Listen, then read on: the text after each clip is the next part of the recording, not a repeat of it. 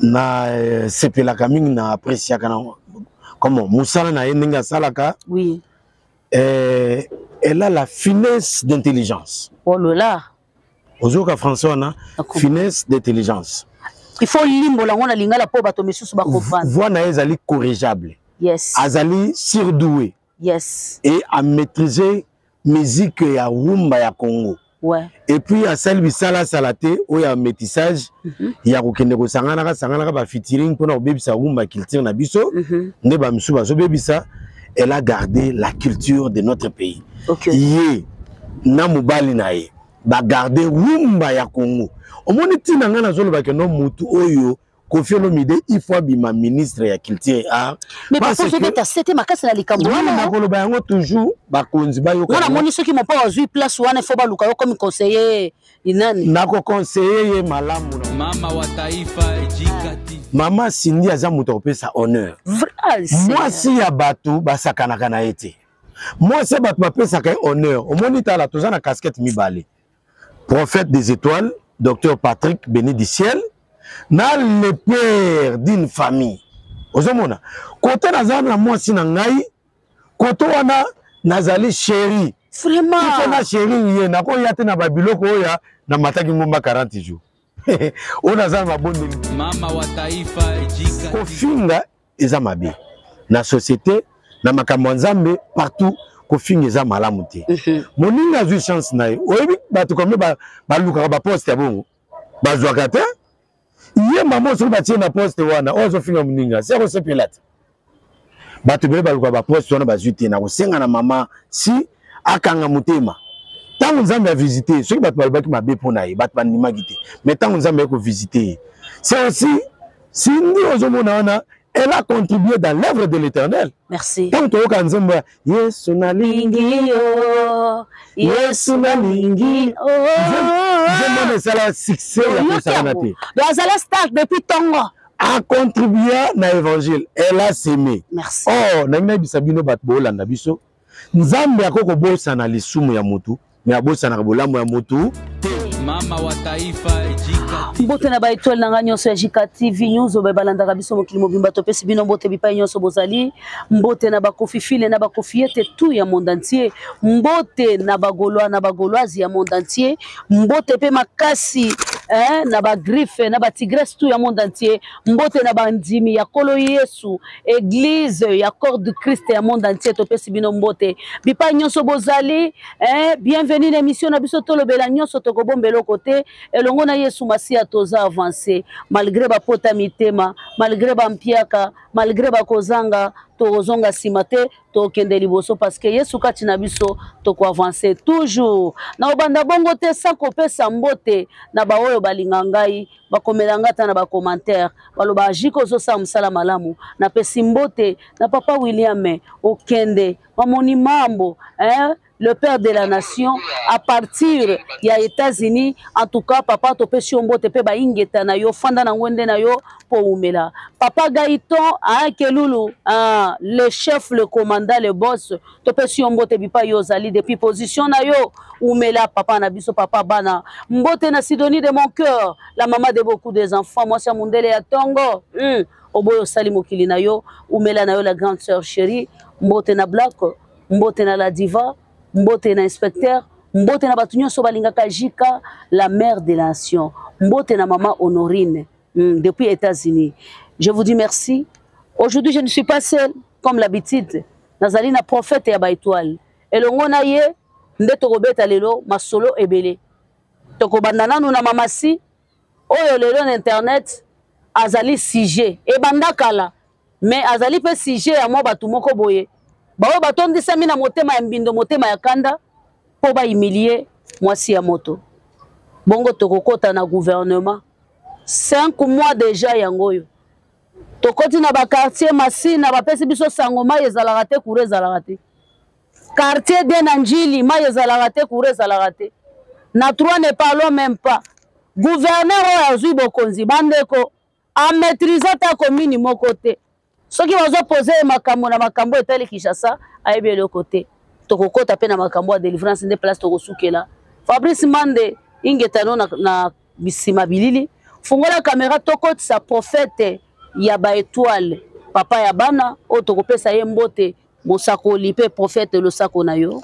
Merci beaucoup maman Judith na sepeli mbote mingi na ndenge ya bibiso sur na émission ya mukolo lelo. Merci. Tikete na sambela nzambe kolo pambola ba onyo so bazolanda biso boboto na bolingo na yo ezana ngambo na bango yonde papa ya bana bitike pe le mari des veuves sunga ba kobela po ete yonde le guérisseur Zambe kimelo za elongo na biso du début jusqu'à la fin pambola moto za na sima caméra na kombo na Yesu Kristo wa Nazareth na bondeli na kondima au nom de Jésus-Christ. Amen. Amen. Merci beaucoup papa. Bonne santé. Santé eza malamu na sepelming na émission na bino o elekanaki yangwana lelo na Yesu nesengo makasi pona ko présenter sur émission ya sika ko lobela toujours délivrance et puis ba question on a répondre nyonso ndenge o annoncer na début ya émission santé za bien ministère za bien makamyo za bien bana nzamba za bien partout dans le monde et à la ministère na otuna no question moko songi papa wana neko avant to kota na mama likambo ba ebisa kinga tuna papa mama za bien mama na bali na nte bino bozaka bon bozana ba problème nga awa na ye ko étaler vie na ngai privé na ye côté ya sang malamu ya Yesu Masia ba question na ngai biso tuna bandeko tokoti na mama likambo papa na ngai outaki koyoka annonce na ngako seka te papa na ngai papa koloba te to sitoleki en tout cas motuni question oyoki yango ekufeli soko lingo koti ya candidature oyoki yango papa merci beaucoup toleki papa na ngai oyoka kindenge mama si azalelo na maboko ya bato utakala oyebi mama si azali moyembi monene na mboka na biso mama si sundi le cœur wazali molongani ok kama basindi love bakokama balobi papa yebi mama si te ndenge nini azali molongani ya légende na biso Koffi Olomide lelo azali sujet ya monkeri ya bato ebele na sepelaka mingi na appréciaka na comment musala na ye ndenge asalaka oui elle a la finesse d'intelligence oh là ozoka François na finesse d'intelligence il faut limbola ngona lingala po bato misusu ba comprendre voix na ezali corrigeable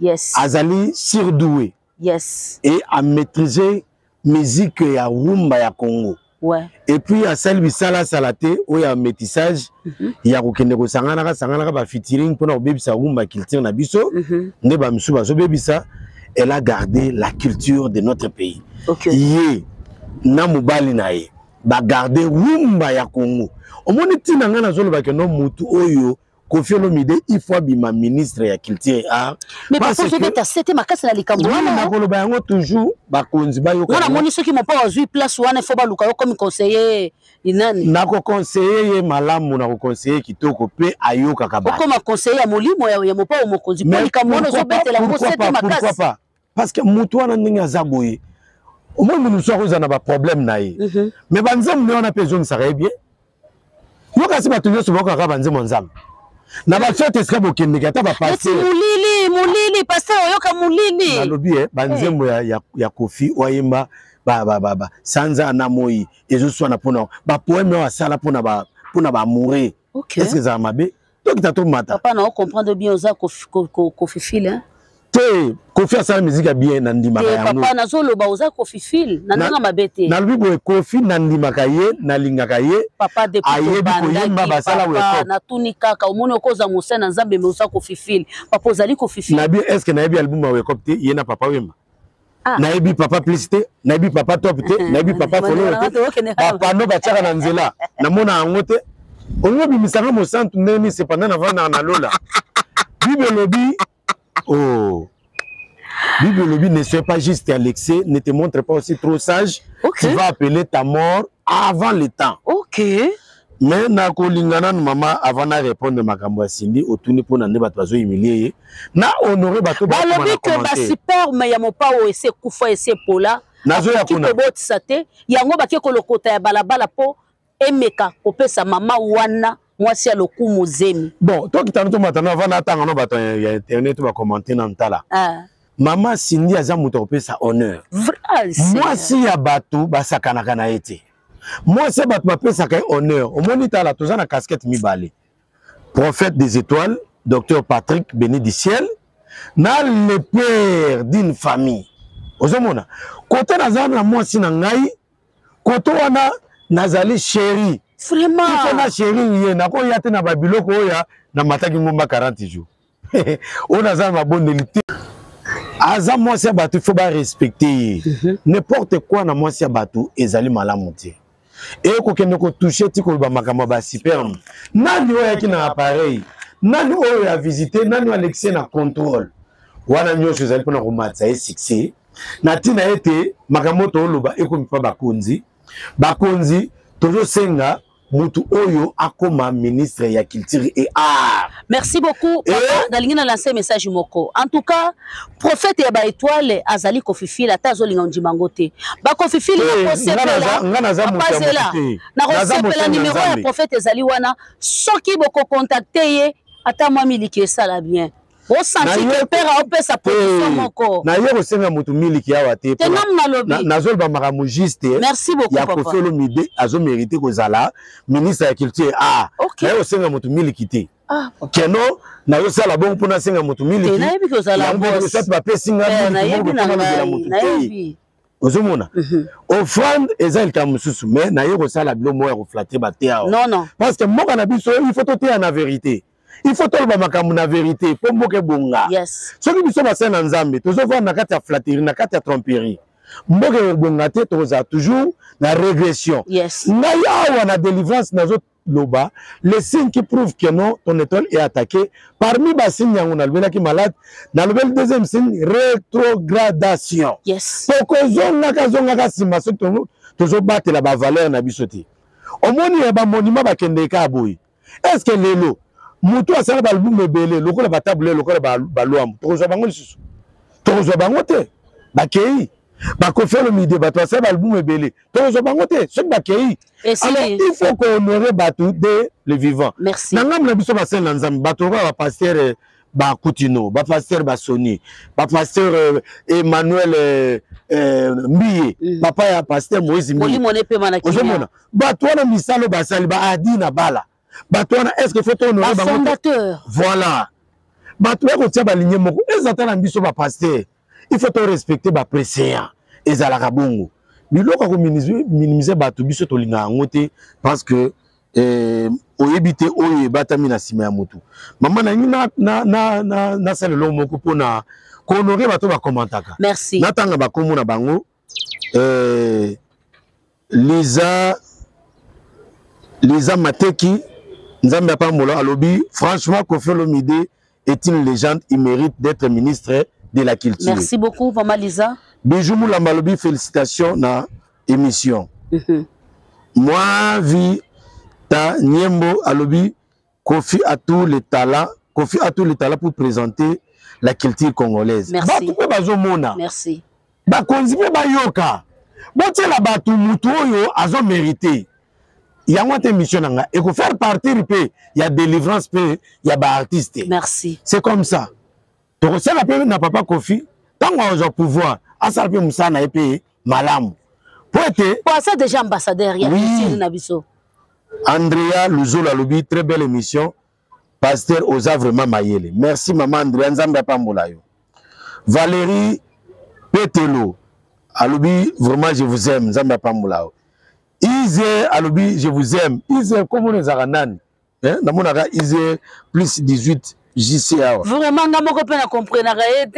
Tete Genda Alobi, émission qui tourne makasi, continue kaka boye, pasteur, Nzambe Apambola. On a continué pour la vérité.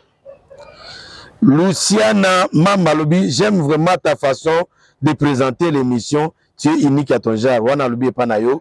Et à notre pasteur, tu es vraiment le meilleur. Merci, merci. Ça va droit au cœur. Vija Yo officiel TV, c'est la chaîne TV. Oui, je salue, c'est ma soeur Nana Sangara, la grande soeur, je te salue là où tu es. Ah, Sangara, c'est Nana Sangara. Sangara, bonjour. Je te connais. Ma grande soeur, je te salue. Kitoko. Bruno Tumbalobi, bravo, Jika émission Kitoko Makasi, Mote na pasteur, na peso pe Mote, papa Bruno. Prudence. Moi, alobi mbote na bino mbote pe na yo Bijou Mulamba bi Koffi Olomide azali mutu oyo azali mutema mabe me boyebi ete ah ça va pour mes athées voilà na commenter bango boye po oui batu nyonso ba no commenter na notanga bango ba commenter na bango c'est une façon d'encourager aussi oui alors makambo lobi baye ba kopesa respect voilà na kokoloba bongo na mutu munene azali pe ambassadeur papa ya solo balobaka ete le kumuto limiemia epa ya mwasi est-ce que koloba komona mwasi munene na Nzambe okoki koloba nini pona makambo ba valeur na bonne manière yes. Et la kisaka non éducation au mutu azui de base pa na bango yes kofinga eza mabe na société na makambo Nzambe partout kofinga eza malamu te moninga azui chance na ye oyebi bato comme ba luka ba poste ya bongo bazwaka te ye mama so batie na poste wana ozo finga moninga c'est ko sepelata bato bele baluka ba poste wana bazui te na kosenga na mama si akanga mutema tango Nzambe a visité ceux qui bato balobaki mabe pona ye bato bandimaki te mais tango Nzambe ko visiter c'est aussi si ndi ozomona wana elle a contribué dans l'œuvre de l'Éternel. Merci. Tant que Kanzamba, Yesu na lingi oh, Yesu na lingi oh. Je ça la succès ya konsaganate. Donc ça start depuis Tongo. A contribué na évangile, elle a sémé. Merci. Oh, na ngina bisabino bat bolanda biso. Nzambe akoko bosa na lisumu ya mutu, mais abosa na bolamu ya mutu te. Bolamu ya sala na église. Bolamu ya sala na lingomba na nkolo corps de Christ. Lelo soke futi et que nous ala mama passa et que nous bota ba triplé ma bezali wapi donc botika e tango na esanini ekoki elle mérite mieux voilà ça. Merci beaucoup, Papa Toleki. Maman, si tu mérites, comme j'ai l'habitude de le dire, ma soeur, ma maman, donc comme je peux t'appeler, donc tu mérites tout ce qui t'arrive aujourd'hui, tu le mérites et félicitations. Les aigris, beaucoup konda, beaucoup mela, ceux qui vont moni pas sur l'équipe, bon mela bajavel, nous on continue toujours avec Maman Si et mon père, mon conseil, légende confirmée. Merci beaucoup. Papa Nangai, Kishasa est comme divisé. Ndako maeza kuna maeza te na ebite soko zoyeba Kishasa na ki basangwana mingi na émission le kitolobela ki makama banzela okay. Banzela nyoso za okufa na masina awa bato babenga babi papa to sali 4 mois maibi makati na masina yes na banzili bato yo sala ba 3 semaines maibi makati bana misusu bako okufa na maya nzili awa mai mengo zo bimate bako sukola maya nzili bazindi batioli bakufi wana za na mutu ya nani Batbasal Makambienko PDG ya régie des oiseaux. Mboka ezo ken malamu te. Mai ezo bimate. Courant ezo zalate. Bon finalement tozo ken wapi na mboka ngo. Gouvernement ezo bimate. Problème sur problème. Il faut to luka délivrance ya mboka na biso. Basal na Nzambe. Son excellence Antoine Félix Tshisekedi a organisé ki mesi moko oyo esengilaki basali na Nzambe nyoso basambela pona mboka atikaki mboka na mabuko Nzambe basali na Nzambe bazokende pembe na mukonzi mboka koluka nini koluka mbongo kolanda nini flatterie bozonga na bisika na bino Nzambe abenga bino bosambela pote mboka ekende liboso le pays va mal kindoki etelemi makasi mama Judith balingi te mboka na biso ebonga il faut to telema na mabondeli to sangana ozomona mais loko mona ko sangana na kosenga écuménisme ndezalate OK batika ba pasteur église de réveil babonde na ndenge na bango bato armée du sel babonde na ndenge na bango ba catholique na ndenge na bango écuménisme ndenga na lingaka te eloko wana lobi eza très important ngai na mona ke eloko na sepelaka nango te ngai lolenge nini bokende ko sanganga ina musulman lolenge nini bokende ko sanganga ina moto akimbangu lolenge nini bokende ko sanganga ina moto ya église de noir po bolo bete to sangana to sala non boki ko sangisa moto na moto na ko na ye bato a réveil bo sangana ba musulman bo sangana bato kimangiste bo sangana armée du sali bo sangana kasi bokende na ngambo na bino bo sambela pona bino nyoso bozali na lolenge na bino osani ya osambela Nzambe place peut-être tozo bunga yangwana écuménisme. Dieu n'est pas dans l'écuménisme. Oh là là Nzambe azali na sangisa te. Israël est en souffrance. Dieu a suscité une seule personne, Moïse. Israël est en souffrance, Dieu suscite Samson. Ok. Israël est en souffrance, Dieu suscite des juges. Ok. Nzambe akakobimisa bato nyonso tute pour na sali ya mboka. Ozomona. Alors bakonzi, bato bazana conseil ya bakonzi. Il faut bakoma koyebisa mokonzi vérité. Dieu n'est pas dans l'écuménisme, il ne travaille pas dans l'écuménisme. Ok. Dieu travaille na mutu moko. Ba religion il faut sangana te. Religion na religion, ils ont la doctrine nango, ndenge c'est la prière. C'est ainsi que tu rejoins délivrance ya nation. Ça c'est très important. Quand on va nimela Yesu te. Bon sangsana biso na bango ndenge nini. Quand on va bien sur rapport na midele. Il faut ton nimela nzambe bato muindo. Papa Simo Kimbango. Mais aucune église Simo Kimbango na ba tanga Bible. Bible ya ba Yesu. Ozomona confusion alors toko sanga esika mokote. Tika batu na batu basamela na ndenge na bango soit organisé ba jour. Et ça na 8 confessions ou 7 confessions religieuses comme ça. Catholique, église de réveil, ba orthodoxe, ba méthodiste, batu na batu bas journée na bango. On est très important. Mais papa, et le Colombie est très important, mais nan bino na kati réveil boyo kanezalité. Bon, barando kati na nkolo kolekate mame yoka zonga bambaye. Maman, na lobi bana na tango ya Yesu, ezaki na ba pharisien, na ba scribe, bato no yokanata. Ba musulman bazape okabona, ba catholique pe bazana bakana bango. Bakimbangiste oya monkoto bazali oya pe ya nini mais ya monkoto bazali bana kaka bana bakoko kaka moko kaka ata ba noir ya ba papa kusu bazali ya ba masamukidi bazali batu na batu bazana bandenge na bango mais cela n'empêche que no bato nyonso tu bazana na tendance biso bato ba moindo bokutana bosambeli bato ba nani bakutana bandenge na bango bakoyokana so mokonzi ya mboka na bato nyonso tala toute autorité vient de Dieu. So ba biko no bo sangana pona likambo ya mboka. Soki oboyi. Est-ce que biko no na mboka oyo président Mobutu akanga ba église mususu? Église loko ya neti ya banani ya ba témoin de Jéhovah. Oui. Et kangama. Oui. So ke na matete na po matete a. Église mo ba no samela ba mitakala wana. Oui, na entrée ya nani. Bango ba église ya bolingo. Bango za bolingo. Moi c'est ya Fabrice, moi c'est nanga loko bolingo zali, c'est que ngala ko bimana moi c'est na ye. En pleine culte boy pasteur na mosa diacre na mosa mundimi ozomona bakanga ba église wana pona buzoba alors ceux que no bat ba koyoka te il faut bakanga ba église wana c'est que balingi bien mboka te bible lui boy priez pour votre nation car votre bénédiction en dépend. Papa, comme vous êtes en train de parler de la délivrance, vous ne croyez pas que la délivrance fait bande pas bino basay na Nzambe bozali ko se comporter mabe ko bimana basi ya bato koskoke bato mbongo kosala makambo ya mabe bondimi ya bato ebele lelo ekwei à partir ya comportement ya basali na Nzambe. Maman j'ai ba question ezaka compliqué yo zana ba preuve ska basay na Nzambe zo bimana basi ya bato te nazali koloba ezali ebele papa ezali ebele olobi basay na Nzambe. Oui. Na expliquer deux dimensions. Ezana basali o babe basay na Nzambe mais baza basay na Nzambe te. OK. O baza bescro ba ko se glisser na kati ya musala oyo pona ko luka mbongo me ba zo pe mbongo ngote. OK. Ba kotina ba kisi pona ko benda milimo ya bato ke na lifelo. Et puis ezana basay na Nzambe bazali ya vrai. Oyo pe ba koko ko isama. O ba ko sala pe erreur. Basay na Nzambe ya bongo pe bazali. Mais en majorité, bassin Nzambe, sur Nzambe a bengi mutu Bible lobi, Dieu ne se répand pas de ses dons ni de son appel. OK. Nzambe zota la don atina kati ya mosala Nzambe na appel. Atindi mission nini? Mosala Nzambe soka kokisi mission na yete. O Nzambe atindi c'est alors que Nzambe akoya ko frapper na génération surtout.